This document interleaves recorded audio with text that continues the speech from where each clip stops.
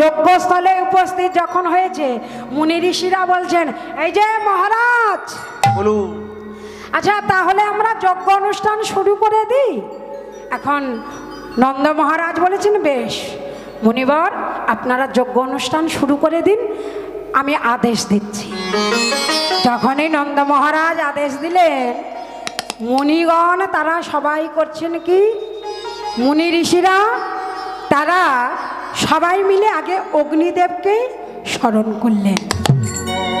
যখনই অগ্নিদেবের মন্ত্র পড়লেন, অগ্নিদেবের মন্ত্র পড়ার সঙ্গে সঙ্গে গোপাল আমার চুপচাপ দাঁড়িয়ে দাঁড়িয়ে দেখলেন যে বেশ অগ্নিদেব আমাদের মঙ্গল করে, সুতরাং অগ্নিদেবের মন্ত্রটাকে পাঠ করছে, এটা বন্ধ করা যাবে না। চুপচাপ দাঁড়িয়ে শুনে যখনই ওই অগ্নিদেবের মন্ত্র সেরে ইন্দ্রদেবের মন্ত্র শুরু করেছেন, এই দাঁড়াও দাঁড়াও, কে বলছে? কে? গোপাল। গোপাল বলছে, কাকে বলছে? মুনি ঋষিদের বলছে, দাঁড়াও দাঁড়াও দাঁড়াও দাঁড়াও দাঁড়াও। গোপাল, তোমার আবার হলো কি? আচ্ছা এখানে ইন্দ্র পূজা বন্ধ, এখানে ইন্দ্র পূজা হবে না। এ আবার কি কথা গোপাল? তোমার মাথায় আবার কি চাপলো আমরা বুঝে পাচ্ছি না। এতক্ষণ অগ্নিদেবের মন্ত্র পাঠ করলাম, তখন বাধা দিলে না, কিন্তু আমরা ইন্দ্র পূজা করতে এসেছি, ইন্দ্রের মন্ত্র যখনই শুরু করেছি তুমি কি করলে? পূজা বন্ধ করছো কেন? তো আমরা তো ইন্দ্র পূজা করতে এসেছি, তো ইন্দ্র পূজা বাদ দিয়ে কার পূজা করব? যখনই কথাটা বললেন, বলে আসল কথা হলো আমি এখানে ইন্দ্র পূজা করতে দেব না, দেব না। তাহলে কার পূজা করব সেটা তো বলো, কার পূজা করবে? আচ্ছা কার পূজা করবে বুঝতে পারছো না? ওই যে সামনে দেখতে পাচ্ছ গিরি গোবর্ধন পর্বত, ওই পর্বতের পূজা হবে। এখন নন্দ মহারাজ বলেছেন, এই গোপাল, ওই জন্য আমি বারবার করে বলেছিলাম আমি তোকে নিয়ে যাব না, সর্বনাশ করে দেবে এই ছেলেটা, আমার মান সম্মান আমার মাথাটা খেয়ে দেবে। আরে এই সবার সামনে তুই আমার মাথাটা ছোট করে দিচ্ছিস, আমার মাথাটা হেড করে দিচ্ছিস, মুনি ঋষিদের কাজে বাধা দিলে ওরা অভিশাপ দেবে, তুই এটা কি বুঝিস না? আরে তুই বলছিস গোবর্ধনের পূজা হবে, কেন গোবর্ধন আমাদের কি করে? বাবা তুমি তো জানো না গোবর্ধন কি করে। ইন্দ্রদেব কি করে আগে বলো দেখি? ইন্দ্রদেব কি করে? শুধু স্বর্গরাজ্যে বসে থাকবি, ব্রজবাসীরা পূজা দেবে, পূজা নিয়ে পালিয়ে যাবে, আর দেখার নাম নেই। হরি হরি বল। আরে পূজা নিয়ে পালিয়ে গেলে হবে? আমার প্রজারা সুখে আছে, প্রজারা দুঃখে আছে, এটা মহারাজকে দেখতে হবে না, রাজাকে দেখতে হবে না? তা না করে পূজা পেয়ে স্বর্গরাজ্যে বসে থাকবে। আমাদের ইন্দ্রদেব কি করে? তাহলে তোর গোবর্ধন কি করে? নন্দ মহারাজ বলছে তোর গোবর্ধন কি করে? তুমি জানো না বাবা, আমরা যখন গোচারণে আসি, আমাদের যখন ক্ষুধা লাগে, আমরা মনের ফলমূল না পেয়ে এই পাহাড়ের গায়ে কত ফলমূল আছে, ফলমূলের গাছ আছে, সেখানে ফল পেড়ে আমরা আমাদের ক্ষুধা নিবৃত্তি করি। হরি হরি বল, হরি বল।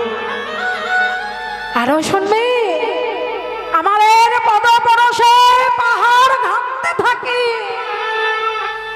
আর ছোট ছোট জলাশয় আছে পাহাড়ের গায়ে, খালাখন্দ আছে, আমাদের পদপরশে পাহাড় ঘামতে ঘামতে সেখানে জলাশয় পরিপূর্ণ হয়ে যায়, সেই জল পান করে আমাদের তৃষ্ণা নিবারণ করি। হরি বল, হরি বল। আরো শুনবে, আমাদের নবলক্ষ ধেনু যখন তারা ঘাস না পেয়ে ক্ষুধায় কাতর হয়ে যায়, এই পাহাড়ের গায়ে কত কন্দমূলের গাছ আছে, সেই কন্দমূল খেয়ে আমাদের গরু বাছুরা তাদের ক্ষুধা নিবৃত্তি করে। তাহলে বলো বাবা, ওই গোবর্ধন পাহাড় হয়ে অনেকে দেখবেন কথা কম বলে কাজ বেশি করে, তাই না? অনেক মানুষও আছে দেখবেন সারাদিন বকর বকর বকর বকর বকর করছে, কিন্তু কাজের বেলা নাই। আবার অনেকে চুপচাপ থাকে কিন্তু কাজ করতে ভালোবাসে। ঠিক তেমনি গোবর্ধন কথা বলতে পারে না, কিন্তু গোবর্ধন আমাদের অনেক উপকারে লাগে। তাই বাবা শোনো মুনি ঋষি, আজকের ইন্দ্র পূজা বাদ দিয়ে গোবর্ধনের পূজা হবে। হরি হরি বল, হরি বল। এখানে গোবর্ধন বলেছেন, গোবিন্দ তুমি যেমন প্রতিটি জীবের কথা ভাবো, আজ একটা পাহাড়ের প্রতি তোমার এত করুণা, একটা পাহাড়ের প্রতি তোমার এত দয়া। তারা পূজা করতে চাইছে না, কিন্তু তুমি তাদের বারবার বাধ্য করছো আমার পূজা করতে। যখনই বলেছে ভগবান শ্রী গোবিন্দ বুঝতে পেরে বলেছেন, গোবর্ধন তুমি তো জানো না, তুমি জানলেও তুমি হয়তো বিস্মরণ হয়ে গেছো, তোমার জন্মটা কোথায়? গোবর্ধনের জন্ম কোথায় জানেন? গোবর্ধনের জন্ম হলো রাধারানীর বক্ষ মাঝে। রাধারানীর বক্ষ মাঝে কিভাবে জন্ম হলো না, গোলকে শ্রী গোবিন্দ আর রাধারানী প্রেম কথনে, প্রেমের লীলায় আবদ্ধ। ঠিক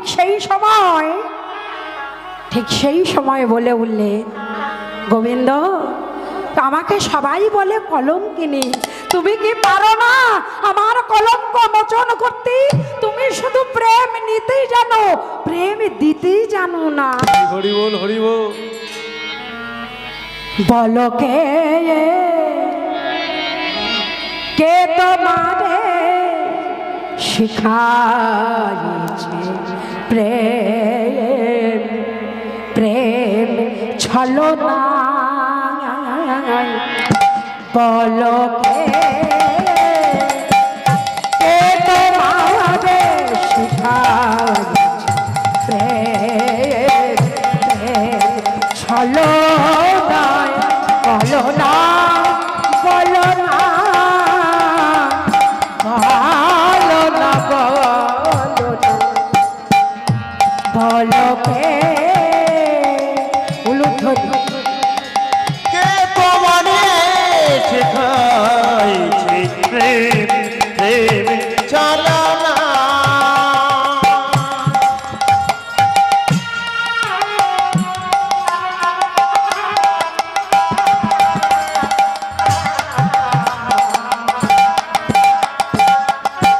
পরে জীবন নিতে জানো,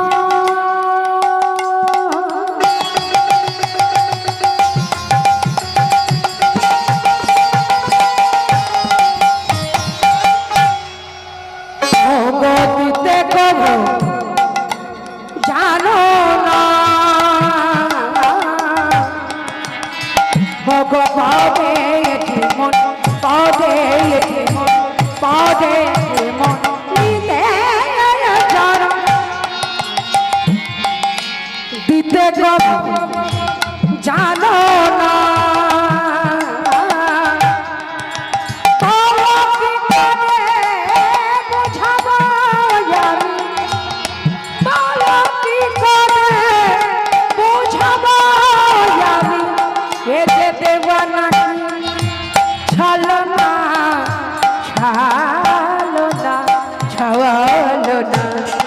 বলো কে